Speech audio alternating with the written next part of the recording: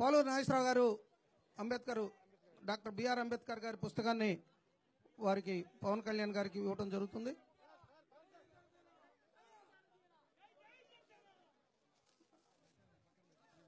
మధు గారికి గడుక సిపిఎం రాష్ట్ర కార్యదర్శి మధు గారికి కూడా పుస్తకాన్ని బహిష్కరించడం జరిగింది.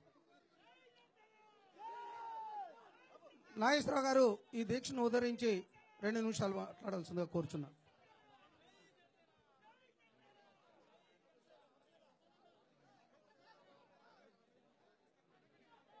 जोहार डॉक्टर बीआर अंबेडकर वद्दिल्लाली डॉक्टर बीआर अंबेडकर अंबेडकर गारी आशयम जय भीम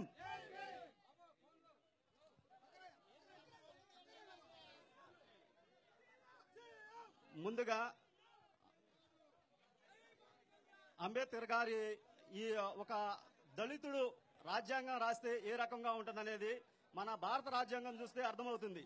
ఎందుకు దళితుడు మాత్రమే భారత రాజ్యాంగం రాస్తే అంత గొప్పదైందంటే ప్రపంచం దళితుడికి మాత్రమే కష్టం విలువ అంటే ఏంటో తెలుసు, దళితుడు మాత్రమే కడుపు అంటే ఏంటో తెలుసు.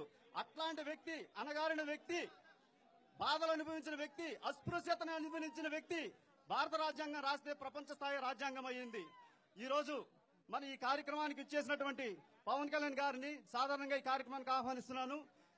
ఒక్క ఆంధ్ర రాష్ట్రంలో ఒక సమస్య మీద, అమరావతిలో ఉన్నటువంటి దళితుల సమస్య మీద, దళితులు అంటే ప్రభుత్వానికి లెక్కలేదు, పేదవాళ్ళంటే విలువ లేదు, పేదవాళ్ళ పక్కన నిలబడే నాయకులు లేరు.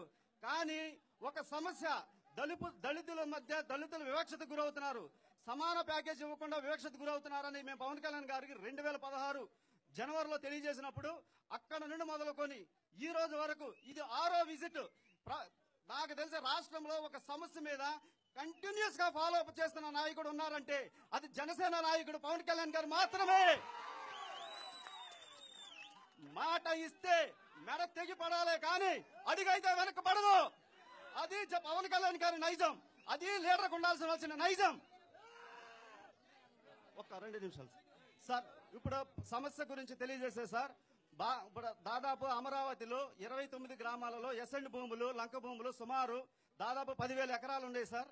10,000 ఎకరాలను ప్రభుత్వం తీసుకుంటుంది. ఇది ప్రభుత్వం ఇచ్చిన భూమి కాదు సార్, ఇది బ్రిటిష్ వాళ్ళ కాలానికి ముందు నుండే దళితులు కష్టపడి భూమిని సాగు చేసి దాన్ని పంట భూమిగా మార్చారు. అంటే భారతదేశం లేకముందు నుండే ఈ భూమి మీద మా వాళ్ళు ఉన్నారు.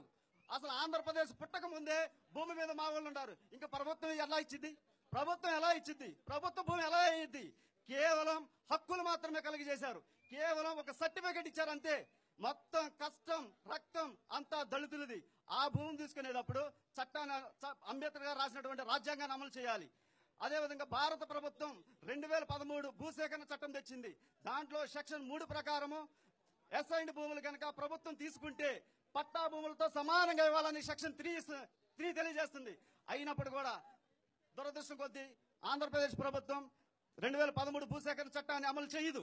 అదేవిధంగా ఆంధ్రప్రదేశ్ ప్రభుత్వమే జీవో నంబర్ 259 తీసుకొచ్చిందండి. దాని ఏంటంటే ఇంప్లిమెంటేషన్ ఆఫ్ 2013 యాక్ట్. దాంట్లో క్లియర్ గా చెప్పారు, the resumed assigned lands shall be paid on par with patta land అన్నారు. నీ జీవో చెప్తుంది నువ్వు పట్టా భూములకి, అసైన్డ్ భూములకి సమాన ప్యాకేజ్ ఇస్తావని. నీ జీవో, ఆంధ్రప్రదేశ్ గవర్నమెంట్ జీవో చెబుతుంది. నువ్వు ఇచ్చిన జీవోని కనుక నువ్వు అమలు చేయకపోతే అదే రకమైనటువంటి ప్రభుత్వం. కేంద్ర ప్రభుత్వాన్ని అమలు చేయరు, రాష్ట్ర ప్రభుత్వం జీవోని అమలు చేయరు. ఈ కార్యక్రమం నుండి మేము ఒకటే అడుగుతున్నాం, పట్టా భూములకి, అసైన్డ్ భూములకి సమాన ప్యాకేజ్ ఇవ్వాల్సిందే. వివక్షత సహించాం. రాజ్యాంగాన్ని అమలు చేయండి, చట్టాన్ని అమలు చేయండి, జీవోలు అమలు చేయండి. మేము ఈ కార్యక్రమంలో ప్రతి కార్యక్రమం చేసేటప్పుడు కమ్యూనిస్టులు మాకు తోడుగా ఉన్నారు, ప్రతి కార్యక్రమంలో మాకు తోడు ఉన్నారు. 2015 నుండి మేము ఈ పోరాటం చేస్తున్నాం. ప్రతి కార్యక్రమంలో మాకు తోడుగా ఉండాలి. సిపిఐ నాయకులు మేము కృతజ్ఞతలు తెలియజేస్తున్నాం. పోరాడితే పోయేదేం లేదు, బానిస సంఖ్యలు తప్ప అన్నారు. పోరాడదాం, పోయేదేం పోదు. మహా అయితే ఏమైంది, జైల్లో పెడతారు. మన హక్కులు సాధించుకోవచ్చు. చివరిగా అంబేద్కర్ గారి నినాదంతో నేను ఈ కార్యక్రమాన్ని, ఈ యొక్క ప్రసంగాన్ని ముగిస్తున్నాను. దళితులందరికీ, అనగాని వర్గాలందరికీ ఆయన ఒక నినాదం ఇచ్చారు. మేకలు గొర్రెల వల్లే ఉండకండి, పులులు సింహాల వల్లే ఉండండి.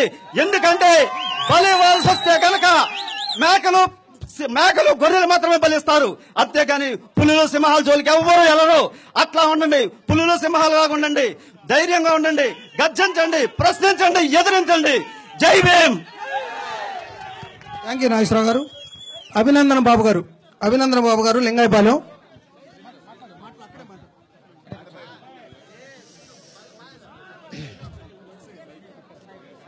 మన ప్రియతమ నాయకులు. ఏంటండి, వీడియో నచ్చిందా? అయితే ఓ లైక్ వేసుకోండి, లేదంటే ఓ కామెంట్ చేయండి.